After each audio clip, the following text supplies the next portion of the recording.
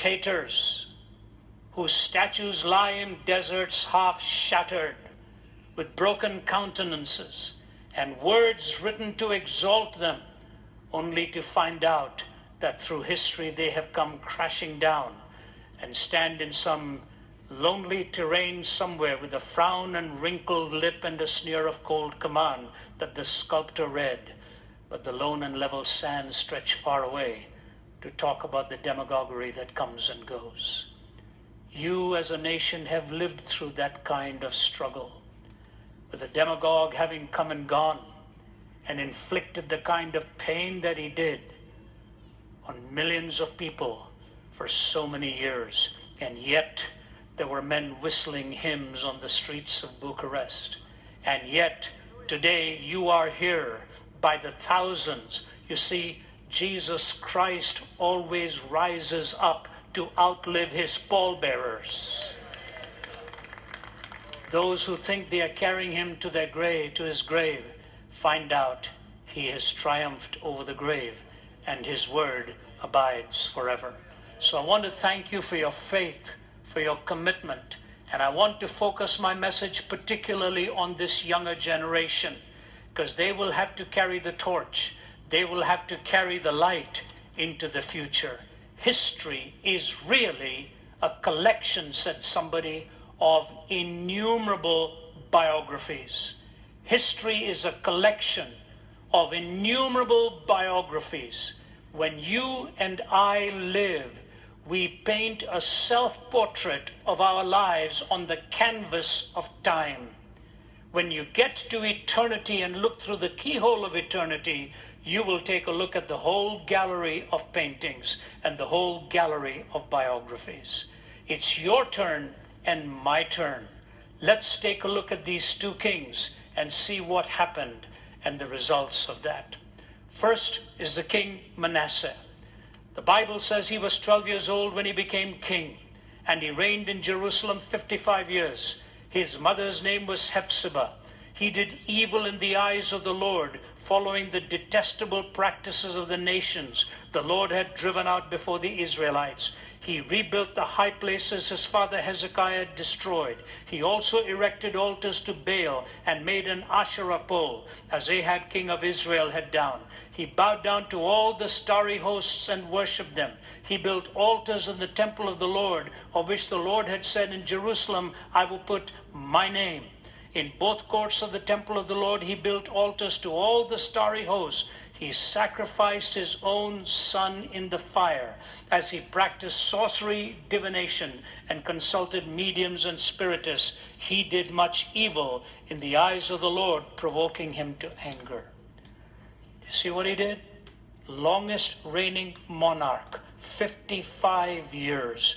But he provoked the Lord to anger and did evil in the eyes of the Lord, including offering his son to the burning arms of an idol, as screams would go out towards the heavens of mothers calling for help and calling for protection.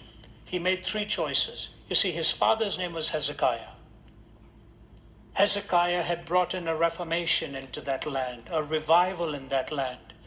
When Manasseh came on the scene, he decided to turn his back upon the God that his father had worshipped, to turn his back upon the revival that had come in, and he clenched his fist towards the heavens and decided he was going to make decisions that would turn the whole nation away from following God. That was the first choice he made. There was a second choice he made. He turned them towards all kinds of idolatrous beliefs. Young people, listen to me. You cannot live for long under the illusion of neutrality. You will never be neutral. If you turn your back upon the living God, you will have to find some false gods and false altars and false places to worship. Nature abhors a vacuum. And when we turn our back upon the living God, we start following incredible philosophies and ideas. As G.K. Chesterton said, the tragedy of disbelieving in God is not that we end up believing nothing. It is much worse than that. We may end up believing in anything. think of all that has happened in our time, the definitions we have lost. This is the first generation in 5,000 years that doesn't even know how to define the basic realities of what it means to be human and how we relate to each other. You know what I'm talking about. The struggle to define good and evil, right from wrong, and we've clenched our fist towards the heavens. Ironically, many of you left your homeland to come here for the freedom to worship, and now that very freedom is threatened even here. When you turn your back upon the living God, you end up living towards hostile beliefs. And the third thing he did, he started a bitter persecution of the prophets. Logically, it follows. You turn your back upon God, you erect false altars, and you try to silence those who are calling you back to God. In fact, Isaiah was murdered by Manasseh. The Bible in the book of Hebrews tells us some of them were sawn asunder. Isaiah was that man it is talking about. He was the prophet who spoke of the virgin birth, who spoke of the suffering servant and the Messiah who was going to be wounded for our transgressions and bruised for our iniquities. Manasseh pursued him to silence him. He hid inside the hollow trunk of a tree. When they found him, Manasseh ordered that tree trunk sawn in two. The Bible mentions that in the book of Hebrews. This was Manasseh's desire to silence people who speak for the truth. You know, it's fascinating today. You go into our university campuses. I have never heard a professor mock Islam. They're intellectual cowards. You'll never see them mocking any pantheistic worldview. But my, oh my, do they ever mock the Christian faith? Do they ever ridicule the Christian faith? Books are written on it. Lectures are given on it. I've seen it happen again and again and again. They can laugh at the Bible. They can mock the Bible. They can mock the Christian. They dare not do that with the scriptures of any other worldview. They don't even have the courage to be consistent in what it is they do. When you turn your back upon God and follow false gods, three things happen after you persecute the voices of those who want to speak the truth. Number one, you find out it is possible for one person to lead millions into untold evil. It's possible in history for one person to lead millions into untold evil. Take a look at just one life, Joseph Stalin. Once upon a time, he was a seminary student, preparing to go into the ministry. He turned his back upon God. In fact, the last thing that Joseph Stalin did in his action, his daughter Svetlana was standing by his bedside. He'd already executed 15 million of his own people. 15 million of them. He's not a very big man. The last gesture that Stalin did, Malcolm Muggeridge, the British journalist, noticed it. Paul Johnson, the historian, has documented it. Svetlana Stalin, his daughter, testified to it. She was standing by the side of her father's bedside. He was waving away the wolves, he said. He was hallucinating. But the last gesture was to sit up in bed, clench his fist towards the heavens, throw his head back on the pillow, and he was gone. One man caused the death of millions and led a whole nation into such darkness. When I had the privilege of speaking at the Lenin Military Academy some years ago and the Center for Geopolitical Strategy in Moscow, my wife was sitting on my right and on my left my colleague. I had 3 hours with the faculty at the Center for Geopolitical Strategy. At the Lenin Military Academy, one of them was giving me the choke sign to stop. I just look in a different direction and keep going. So here we were at the Center for Geopolitical Strategy, 8 stories above ground, 4 stories below ground. The entire faculty was atheistic. Entire faculty. I was sitting at the front with the table, my wife on one side, my colleague on the other, and they were throwing questions after me, one after another, grim, angry men as atheists. Finally, I shared a story. I said, you know what? Your man stole it. Years ago, when he was killing you by the millions, a diplomat came to visit him, and she looked at him and said, how long are you planning to keep doing this and still expect your people to follow you? He didn't say anything. He called a waiter to bring a live chicken. He brought the live chicken, and he started to defeather that chicken and denuded it completely. He put the chicken on the ground and moved towards the back, and the chicken, trembling and quivering, rushed towards him and nuzzled between his trouser legs.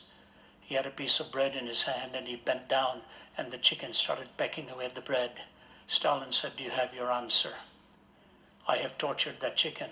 It will follow me for food the rest of its life. People are like that chicken. You torture them, and they will follow you for food the rest of their lives.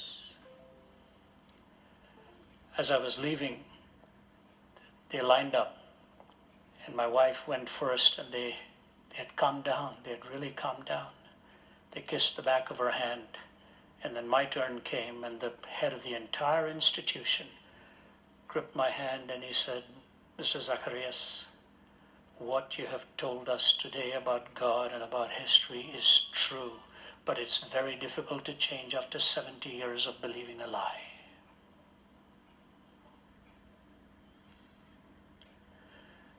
I shared the same story with the general, half of it in the session, half of it in the dining room.